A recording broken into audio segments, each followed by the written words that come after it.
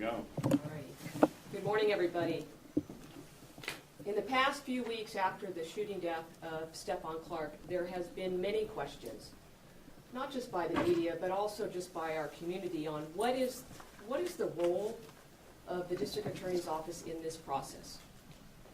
What is our role in the review? There's also been questions after the Attorney General held a press conference on what is actually the role of the Attorney General in this particular case.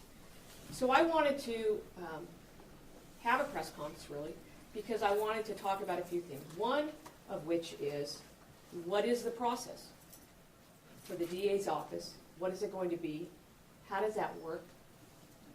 But I also think it's important that we talk about how do we move forward as a community in moving this community forward in this very difficult time, and how can we have meaningful conversations about reforms in our community as well as really in the criminal justice system.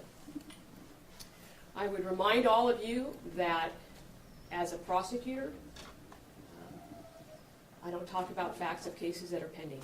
That's an oath that all of us take.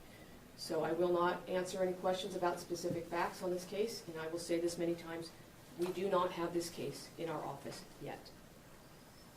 Before I talk about the process, though, I want to say a few things just in general without knowing any facts other than what has been videos posted in the public. The reality is that what happened to Stephon Clark is a tragedy. I've watched the videos. At least the initial ones that were released, they're upsetting. I don't think anybody can deny that. The reality is that a human being was killed by the police. Many of you may or may not know this, but before I was even elected, I was in our homicide unit for many years. I've sat with families that have lost people, lost their loved ones. And for those folks, anybody that's lost their loved one to violence, the reality is that their world is never the same. They will never see the light of day the same. They will never have the same joy. And so I do understand, having come from being in that unit, that the lives of his family have been changed. I understand that. I also understand that there is a lot of anger, a lot of frustration, and quite honestly, there's a lot of confusion in our community about what is happening. And so that, with that in mind, understanding all of that, I felt that, quite honestly, it was important that we address some things. First of all, I think it's important that people understand, the public, the media, what is the role of the District Attorney's Office in officer-involved shooting reviews. I think it's very important that people understand at the outset that there is no legal obligation for any district attorney across this state. There is no legal obligation for us to conduct these reviews. There's no legal obligation for the Attorney General to conduct these reviews. And in fact, before I came into office in 2015, our office had stopped legal reviews in 2011 because of the downturn of the economy. So that meant that from 2011 to 2015, when I had made a commitment we would in fact reinstate these, there was no legal reviews. And if the district attorneys, as a system is set up right now, if the district attorney does not do these reviews, no one does. That's the system we have now. Does that mean that the system can't be changed? Absolutely not. But that's the current system. But I also recognized before I was sworn in that this was an important job. This is an important conversation. This is an important process that we actually undertake to investigate independently and review these cases independently. Why? Because the community deserves that, because justice deserves that. Even though we don't have the obligation, we do that because that's what is right to do. And so within, really, 60 days of me coming in, our office developed a written protocol. We have an agreement with our law enforcement partners that we send investigators to the scene. We in fact do legal reviews. But we also have gone further than that to make sure that the community understands what is our rationale for any decisions made in these cases. So we post those on our website because we want folks to know and be able to look at that. We post frequently asked questions on what is the role of the DA in these cases. So before I kind of get into the specifics of an OIS, Officer Involved Shooting Review, I think it's important people understand, maybe you all understand it because you might cover courts or things like that, but not everyone understands, what does the DA do? What does our office do? What is our ethical obligations, whether it's on this kind of case or any kind of case? And I would remind people that the role of a prosecutor is to charge and prosecute cases only based upon the facts and the law. There's a jury instruction in California that's read to every jury in every county across the state in every case that goes to trial on a criminal case. 1, you must decide the facts based only on the evidence presented. You must follow the law, whether you agree with it or not, and you must not be biased or pressured by public opinion. You must do your job. That is the exact same job we have as prosecutors. We are a county with a district attorney's office that reviews 35,000 cases a year. We make those decisions based upon the same way we make our decisions on officer-involved shooting cases, which is fair, independent, and just. When we have cases involving officer-involved shootings or in-custody deaths, we choose to conduct these reviews because the community has a right to a fair and independent and full review. And when we talk about those reviews, there are 2 questions, very similar to any case that comes into this office for consideration of charges. 2 questions. 1, has a crime been committed? And 2, if we believe a crime has been committed, can we prove that case beyond a reasonable doubt? The highest level burden of proof that we have in this country. It is not the standard for which we prosecute or have civil cases, beyond a reasonable doubt. So, when it comes to officer-involved shooting cases, it's very important the public understand that the role of the DA's office is not to provide or evaluate an opinion on whether the officers could have taken some other action, whether they made correct or incorrect tactical decisions, whether there are policies or procedures that the law enforcement agency could change or improve upon. Our role is a very fine, linear role, which is, was there a crime committed, and can we prove it beyond a reasonable doubt? There is a body of case law that we are ethically bound to follow. If you want to look at any of our reviews, look at them online. You will see the body of case law that we are bound to follow. All of those things that often people have brought up, police policy practices, POBR, could they have done something different? Those are all very valid questions. They are something that are meaningful conversations and debates and moving forward. But the role of the DA's office is what I've said it is. So what is the process when an officer-involved shooting occurs? Under our protocol, the law enforcement agency immediately notifies our office. We have a team of district attorney investigators, peace officers, who are trained in these cases that immediately respond to that scene. In some cases, our crime lab, which is the district attorney's crime lab, goes to that scene and may respond and collect evidence if requested to do so. While the law enforcement agency of that jurisdiction conducts the investigation, our investigators have access to witness interviews, the shooting scene, evidence documentation, and collection. It's all done on an independent basis. Then the agency, for instance, in this case, the Sacramento Police Department, conducts their own investigation. Once that investigation is complete, it is sent to our office, it is sent to our Special Investigations Unit, and the review begins when the complete investigation is given to our office.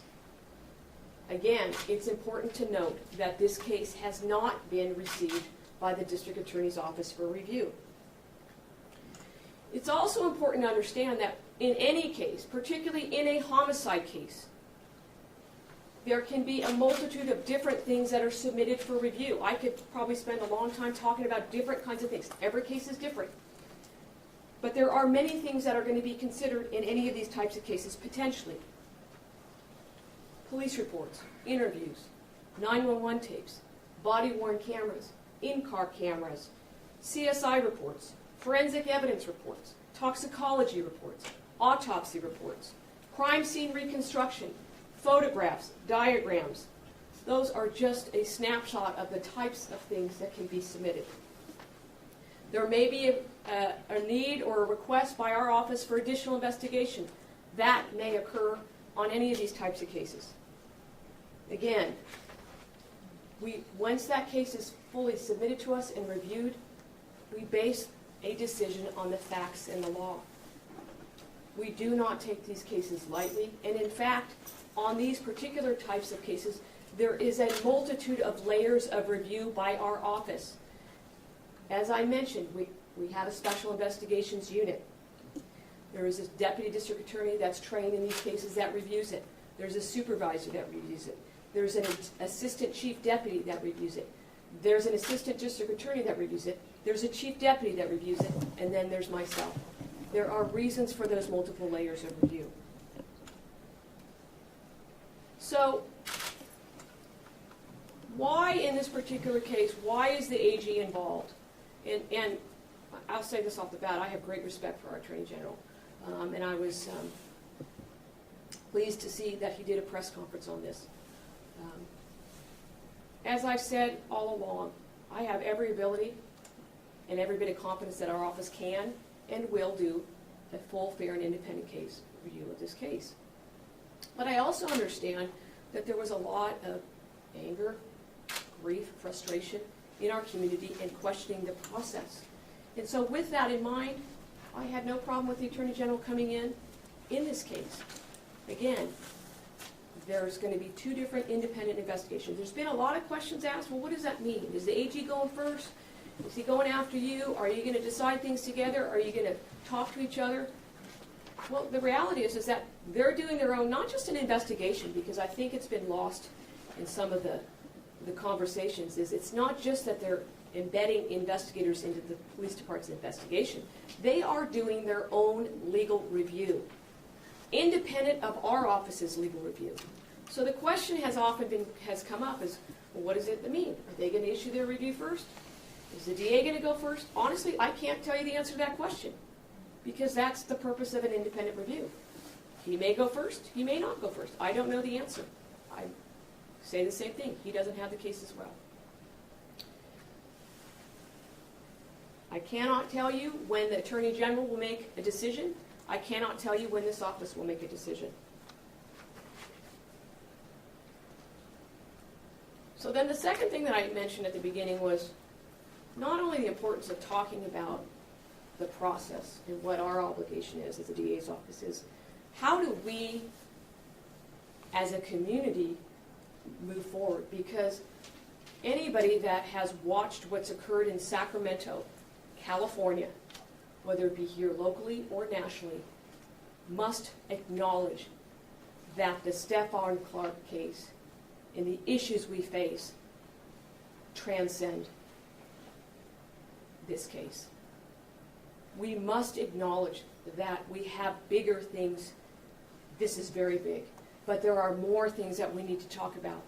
And that's what I think is important, that we have conversations about that. We must be willing, not just as elected officials or law enforcement leaders, but we must be willing as a community to have meaningful conversations dialogues, debates, and ultimately decisions on how do we move forward.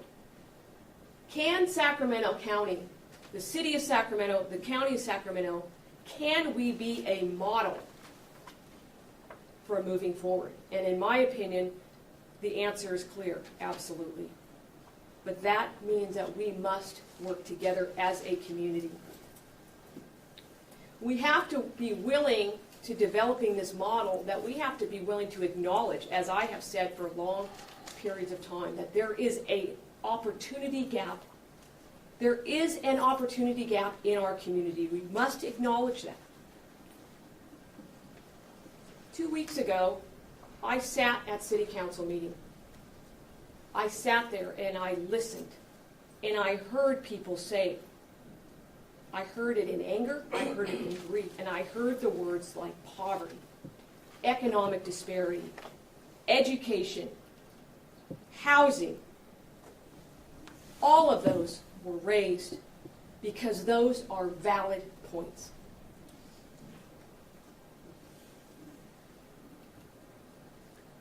We have to be willing to acknowledge that opportunity gap as a community. As a DA's office, oftentimes people say, what are you doing? What are you doing to help us with that gap? Most people think a DA's office is just typically reactionary. The police arrest somebody, they send the case to us, we decide if we're going to prosecute, we go to court, and we prosecute them. But for a long period of time now, I've had the opinion, and this office has moved in the direction that we have a greater obligation to help close that opportunity gap. Because if we can, in fact, help narrow that gap, that those opportunities are greater for individuals, that they are going to have a healthier, happier, more successful life, and ultimately, we're going to be a safer community. So when we have things in our office that are non-traditional, like a partnership with reading partners, or going into schools to try to get kids back in school, or having youth academies, those are because that's what's right to do for this community and to move us forward.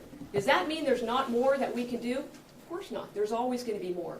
But there's packets that we have because it's important that people understand what we do as an office as well as individually to help us narrow that gap. But that's where we must work together, not just as a DA's office, but law enforcement, elected officials, community-based organizations, and really our community at large. I have no doubt that out of this tragedy there will be movement in that direction. But there's other things that we should talk about that this case transcends, because there's been many a discussion. Police shooting reforms. Can there be reforms in our system on that? I would remind you that as the system is currently set up, if the DA doesn't do it, there's no obligation for anybody else to do that. Does that mean that we can't change the system? No, not at all. In fact, I've had many discussions, not just around this shooting, but long before this, on how can we set a system up? Because people want to trust whatever the outcome is. And so I've had conversations with elected officials, Mayor Steinberg, the Attorney General, law enforcement chiefs, community-based organizations, and there's two things that everybody agrees on, no matter who does it.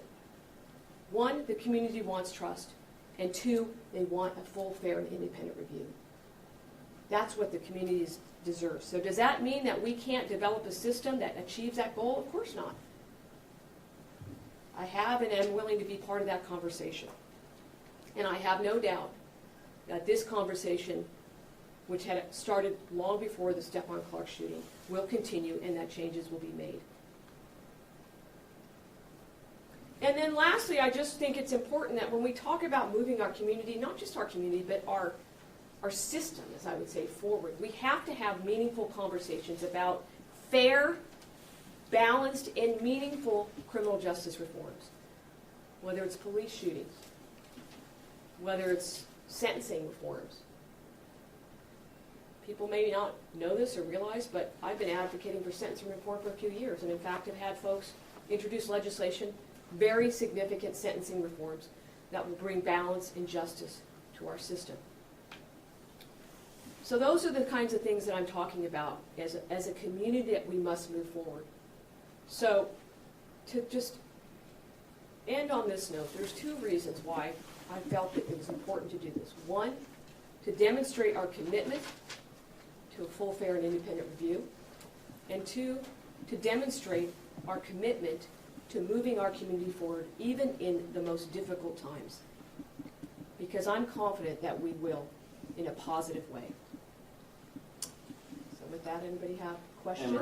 In the case and remember, don't ask any facts about the case. I cannot answer that, Bob. You know that. In the case of the Joseph Mann shooting, where cell phone video showed Mr. Mann standing on the sidewalk and the officers who were kind of late to the party arriving and shooting him to death, the community, I think it's fair to say, most people in the community thought that was an unjustifiable shoot, and it was not prosecuted. Right. How much, can you explain here to us why that was not an unjustifiable shoot, or why that did not result in charges, and how much do you think that shooting brought us to the lack of trust that we now have between the community? Well, first of all, I think, I'm not going to talk about the facts of the case because it was fully reviewed and it's on our website, so you can look at that again. But I mean, do I understand people's frustration? Absolutely. Again, I'm going to say the same thing. We're going to follow the facts and the law, even if we disagree with it. So I'm not going to answer any questions about Mr. Mann's case because that case is done and we've done our review on it. I know you've done the review, but you've never explained it publicly. That's the point of the review. It's published online. So, as I said, there's a body of law that we follow, and it was reviewed, as I said, by multiple layers, and that's my explanation for it. And I understand that's frustrating, folks. It doesn't. I mean, I understand that, but that's my answer. So, yes, Ray, one of the things that's brought protesters to your office 3 days a week and all over the streets of downtown is the fact that within days, a private autopsy was released showing what allegedly happened to Stephon Clark. Why can't you ask the coroner to at least release a preliminary autopsy from the county showing what kind of wounds he sustained? I don't control the coroner's office. Well, they blame you for the delay. I mean, they say that it all has to be reviewed by the district attorney before they release the autopsy. I'm not sure about that part. I haven't heard that. But I do know that they have their own department head and they do their own reviews. That's part of the process. The coroner's report is one piece, including the other autopsy, which I'm sure will be considered, but that's all part of the process. But that's only part of the case. We have to get all of the case. I understand the autopsy is an important part of this, but autopsies in homicide cases oftentimes take time. There may be additional things they're asking for as follow-up. I don't know the answer to that. Yes, sir. So your office hasn't prosecuted any use of force cases, correct me if I'm wrong. Now, you said there's a dual standard. Has a crime been committed, and can we prove it beyond a reasonable doubt? Right. Have you ever answered yes to the first question and no to the second?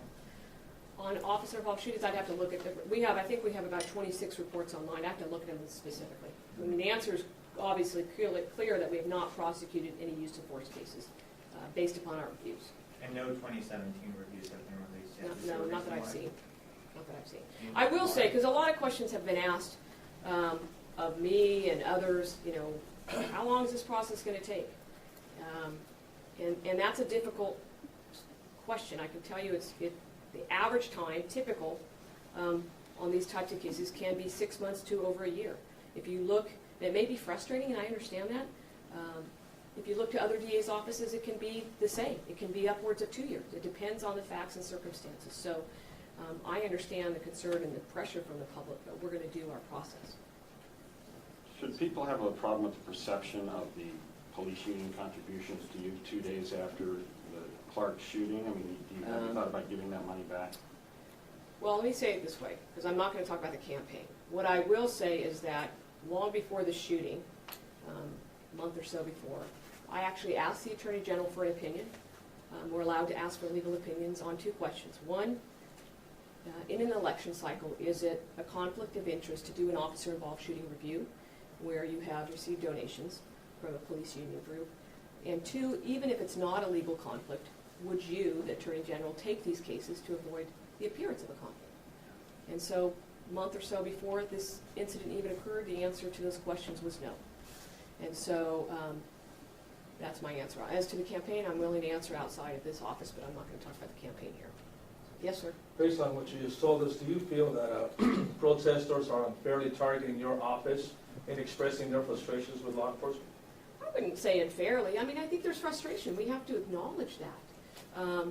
That's why I think this press conference is important to explain the process. So, I mean, I'm not going to deny there's frustration, anger, and rage. We see it every day right now, out in front of our building, behind our building. But I'm going to, you know, the fact of the matter is we're going to follow our process. And the protesters are not going to stop us from following that process. Are there a couple of things that you might be hearing right outside of your office from protesters in which you feel maybe they get it wrong and bring it to your doorstep? The specific things that you hear.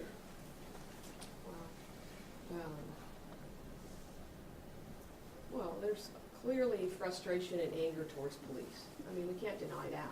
We hear it. Our staff hears it. Our victims and witnesses, they're just trying to come in and out of the building hear it. So I'm not sure if I want to say it's misdirected. I think there's anger and frustration not just about this situation and this shooting, but there's anger and frustration about all these other things, and I understand that. That's why I feel like it's important that we talk about it. But that's, I mean, I'm not sure how else I can answer the question. If you could deliver a message to the protesters, what would you tell them? The protesters, I respect peaceful protests. I do respect that. I think what's happening and what's happened in the last week is anything but peaceful. I mean, if you were to see video footage or just see what's happening behind our building, when people are simply trying to leave to go home, whether it be to pick up their children or get to wherever they need to go, and their cars are being surrounded and they're being screamed at and cussed at and blocked, having their license plates filmed, or when a victim or a witness is afraid to come into this building because they're screaming, I think that's not peaceful. And again, I respect peaceful protests, but when you engage in that behavior, that's not peaceful. Can you talk about, you said that you have your own independent team that goes out on these officer-involved shootings. The police department does their own investigation. Right. How much of their investigation figures into your review process, and how much do you lean on your own independent team? Well, we rely on the law enforcement agency to do the investigation. We have our own independent team that can go there, ask for follow-up, do those kinds of things. If we need follow-up once it's been submitted by the police agency, our investigators will do that. We may ask the law enforcement agency to do it, but our investigators have the authority to do that as well. So I don't want, I think it's important to note that the primary investigative agency under this agreement is the agency that's involved, so in this case, SACPD. But we have that level of review for our own investigators as well. Should that be the case? Should they be investigating themselves in other states? Well, Oklahoma, for instance, the OSBI comes in, they investigate officer-involved shootings. I Should the think that's police a department valid investigate question. their own? I think that's a valid question. Do I think they're capable of investigating their own? Yes, I do. But I also understand that there's the question of community trust. So conversations that I've had with our chiefs or with other elected DAs is different ideas about how can we achieve that goal of that full, fair, and independent review or investigation with a model that works practically. Because there has been the suggestion, whether it's by Kevin McCarty or others, is why don't we just create an agency that can do all this? Well, that may be a valid thing. The question is that practical? How do you set up a system? And I think the Attorney General will tell you that's a very difficult system to set up because of the, how many lawyers would you need to do statewide reviews? How many investigators would you need? How do you get statewide investigators that if they're housed or housed here in Sacramento to go down to a shooting down in Southern California? Homicide scenes are active scenes, so how do you do that? So there's practical things. I think we're all willing to work towards how do we achieve that goal, though. And so the ideas have been brought up. How about a regional team here in Sacramento? If SACPD does the shooting, can other investigators from other law enforcement agencies do that investigation? Same could be the argument for a DA's office. Can we have a system set up where, the local DA doesn't do that review? The most important thing of all of it is, from my opinion, is it just needs to be full, fair, and independent. Because that's what demands community trust. In the future, well, hey, would you please move over towards the middle of the podium so you're kind of in the middle of the microphones? In the future, would you consider having events like this to explain after the determination has been made in an officer-involved shooting case? I think we consider that, yeah. And, I mean, like, I know you some keep DAs do referring- it, others don't. You keep referring us to the website, but I'm looking at the website right now when I looked up the man shooting and the page, and its page not found. Well, you're looking for the wrong page, Bob. well, It's there, I that's- looked at it this morning. All right. So, I mean, but it's, I mean, is it enough to just refer people to the website, or should the district attorney come forward and explain to people why, in a case like Joseph Mann, why that's not a, why that is a justifiable shoot? Well, I'm telling you right now, it's on the website, so, because I looked at it this morning. Okay? So we can send you the link for it, but I think it's a valid point that we can have conversations about whether or not, when cases are reviewed and released, that we have those conversations. As part of the evidence, would you consider the independent autopsy from the family of Stephon Clark? I'm confident we will. Okay, so not just the county's Yeah, autopsy? I mean, as prosecutors, we consider all evidence, all relevant evidence, and I'm confident that we're gonna consider that as well. Emery, And I haven't seen it, just so you know. so when you do a review, you look at the two legal questions, Yes. and you don't comment on tactics and things of that nature. Is your office legally barred from commenting on tactics and? I wouldn't say we're barred from it. I think that that's not the practice of really, I'm not sure I've seen it in any DA's offices. What I think is probably helpful in this case is that the Attorney General has said he will do that, because, you know, I'm not a police officer, okay? I'm not the person that goes through the training and all that kind of stuff. I don't develop the policies for the police department. Does that mean that we don't necessarily have an opinion or don't want to have an opinion? No, but whatever I tell a police chief or a sheriff is advice. Doesn't mean that they have to take it or not. So I think that having the AG in this case to help develop those best practices is helpful. But I think that we're going to continue as a community, as a county, with our various law enforcement partners having those conversations. How would you describe the communication with leaders of some of these protests? They say it's nearly impossible to have a sit-down with you.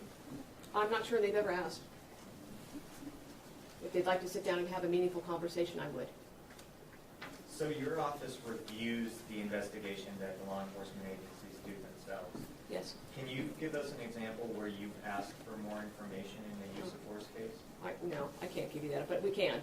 I'd have Has to there ask, been- I'd do you know have if to there ask has our been assistant, pardon me? Do you know if there has been an instance where you guys have requested more information?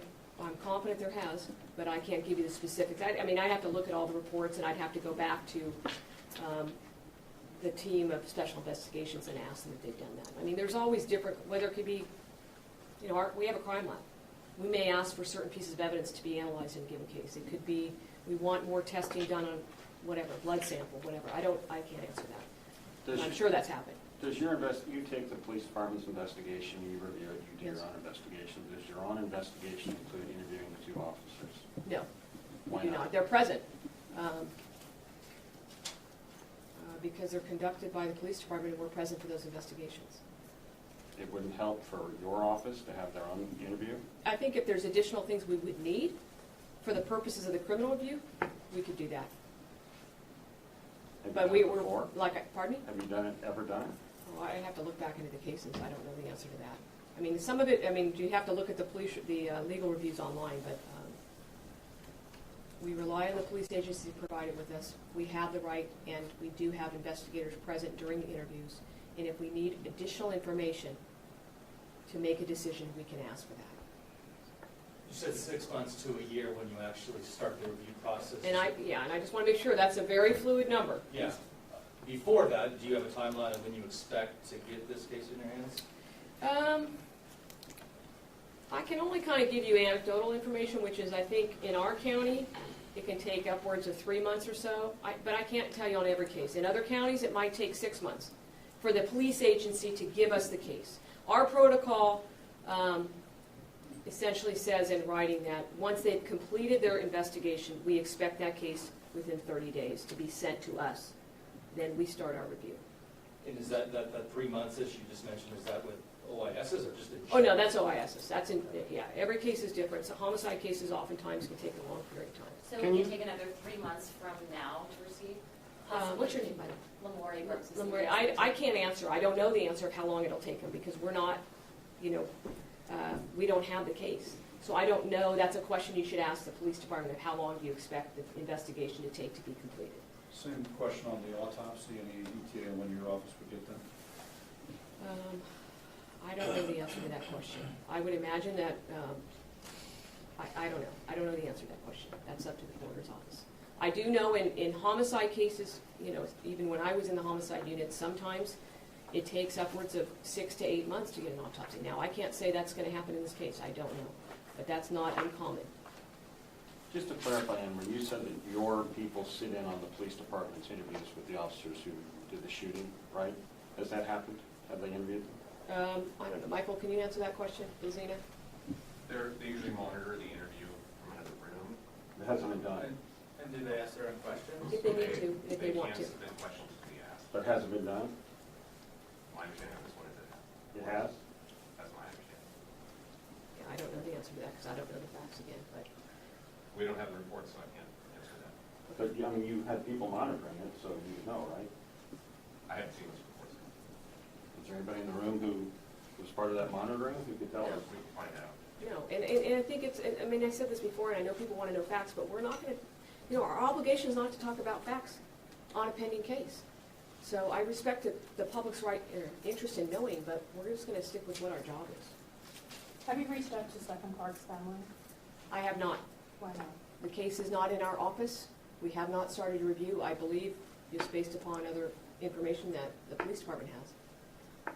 When you look at use of force cases and the idea of whether criminal charges are warranted, especially in fatal officer shootings, do you only look at murder, or do you look at a whole panoply of charges, you know, reckless firearm discharge, assault with a deadly Right. weapon, in the Joseph Mann case with a car? Do you look at? We look at what was a crime committed, and there could be homicide, it could be something lesser than the homicide, so any potential charges that could arise.